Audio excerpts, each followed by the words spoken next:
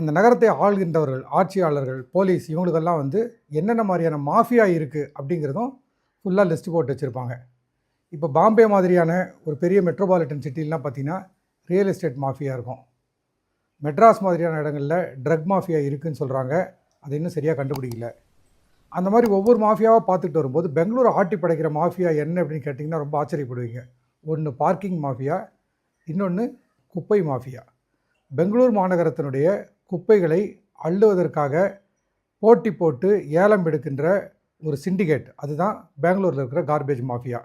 அண்மையில் பெங்களூரினுடைய அதாவது கர்நாடகத்தினுடைய துணை முதல்வர் டி.கே. சிவகுமார், காங்கிரஸினுடைய துணை முதல்வர் டி.கே. சிவகுமார் சொல்கிறாரு, என்னென்னவோ பண்ணி பார்த்துட்டேன், என்னால் இந்த கார்பேஜ் மாஃபியா குப்பை மாஃபியாவை அடக்கி ஆளவே முடியல, அவங்க கண்ட்ரோல் மீறி போய்கிட்டு இருக்காங்க, எதையுமே ஏலம் விட முடியல, நகரத்தை சுத்தப்படுத்தலான்னு பார்த்தாக்கா ஒரு ரேட்டுக்குள்ளே கொண்டு வர முடியல, நான் சொல்கிற சிஸ்டத்துக்குள்ளேயே அவங்க வரமாட்டேங்கிறாங்க.